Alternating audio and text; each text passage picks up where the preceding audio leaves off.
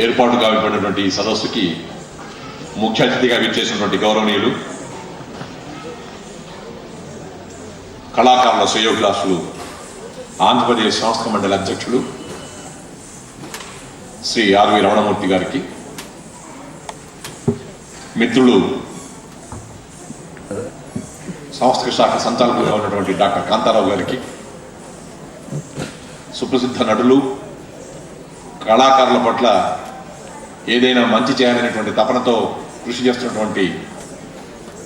గౌరవనీయులు శ్రీ నరేష్ గారికి, ఈ వేదిక మీద ఉన్నటువంటి సన్మానులకు, అలాగే గురువులుగా ఉండి అంతర్జాతీయ స్థాయిలో కళాకారులకు కళాకారులకు అందరికీ కూడా కావాల్సినటువంటి కీర్తి కిరీటాన్ని ఆపాదింపజేస్తున్నటువంటి నాట్య కళాకారులకు, సంస్థ మండలి నృత్య విభాగపు సభ్యులుగా ఉండేటువంటి వారికి, గంగిగోపాల్ లాంటి రసజ్ఞులైనటువంటి మీకు అందరికీ నమస్కారం. అంతర్జాతీయ నృత్య దినోత్సవం అని చెప్పారు కాబట్టి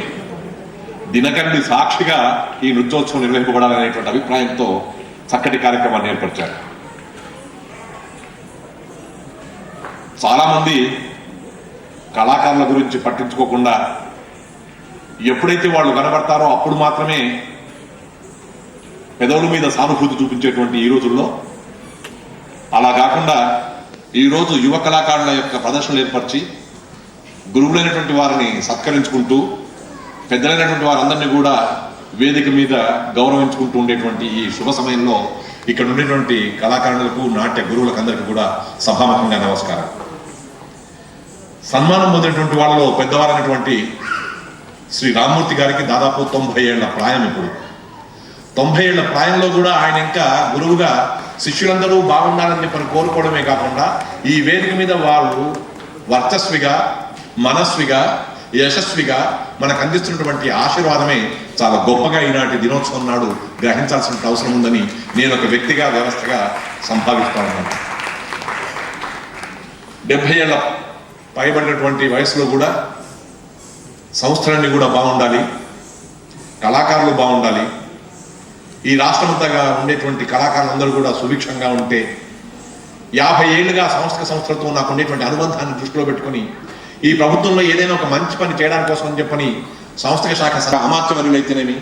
అవసరమైతే ముఖ్యమంత్రి గారు అయితేనేమి, ఇతర కళాభిమానులు ఎవరైతున్నారో వాళ్ళందరినీ కూడా సమన్వయపరుచుకుంటూ నేను ముందుకు సాగుతాననేటువంటి కృషి చేస్తున్నటువంటి శ్రీ ఆర్వి రమణమూర్తి గారి యొక్క ప్రయత్న ఫలితమే ఈనాటి దినోత్సవం.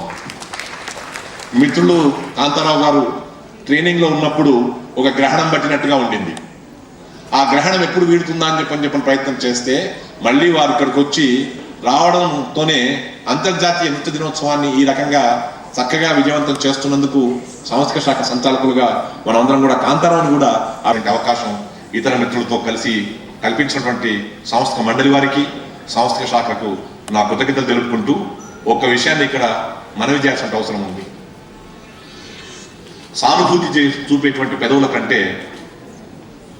సాయం చేసేటువంటి చేతులు ఎప్పుడు మిన్నే. ఇలాంటి నృత్య దినోత్సవాన్ని లేకపోయినట్టయితే ఇలాంటి ఉత్సవ రోజుల్ని ఆ రోజుల నాడు మాత్రమే నిర్వహించుకోవడం అనేటువంటిది సాధారణంగా ప్రభుత్వాల్లో కార్యక్రమంగా చేస్తూ ఉంటే, ప్రపంచ రంగస్థల దినోత్సవం నాడు రంగస్థల కళాకారులకి, తెలుగు రంగస్థల దినోత్సవం నాడు తెలుగు రంగస్థల కళాకారులకి, అంతర్జాతీయ నృత్య దినోత్సవం నాడు నృత్య కళాకారులకి, ఇలా ఆయా దినాల సందర్భంగా చేసేటువంటి సత్కారాలు ఒక ఎత్తైతే, సంస్థ నిలబడాలి, కళాకారుడు బాగుపడాలి, కళాకారుడి ద్వారా శిష్యులందరూ కూడా చాలా వికాసం పొందాలి, శిష్యులందరూ కూడా మా గురువు గారు అని చెప్పని జీవించినంత కాలం గౌరవించుకునేట్టుగా, స్మరించుకునేట్టుగా, ప్రాతస్మరణీయులుగా వారిని స్మరించుకునేట్టుగా ఉండాలి. అంటే ఎవరైతే గురువులుగా ఉన్నారో, ఎవరైతే సంస్థలు నిర్వహిస్తున్నారో ఆ గురువులకు కావాల్సినటువంటి సంభావన అందిస్తూ సంస్థలకు కావాల్సినటువంటి గ్రాంట్ అందించేటువంటి రీతిలో ప్రభుత్వం ముందుకొచ్చేటువంటి దిశగా కృషి చేసేందుకు నేనుగా, అలాగే మిత్రులు సంస్థ శాఖ సంచాలకులుగా, సంస్థ మండలి సభ్యులుగా ఉండేటువంటి వాళ్ళందరం కూడా ఈ నృత్య సంస్థలు రాష్ట్రంలో ఏవైతే ఉన్నాయో వాటి అన్నింటికి కూడా సముచిత రీతిలో గ్రాంట్ వచ్చేట్టుగా కృషి చేయగలిగినట్టయితే ఈనాటి ఈ దినోత్సవం విజయవంతమైనట్టుగా సార్థకమైనట్టుగా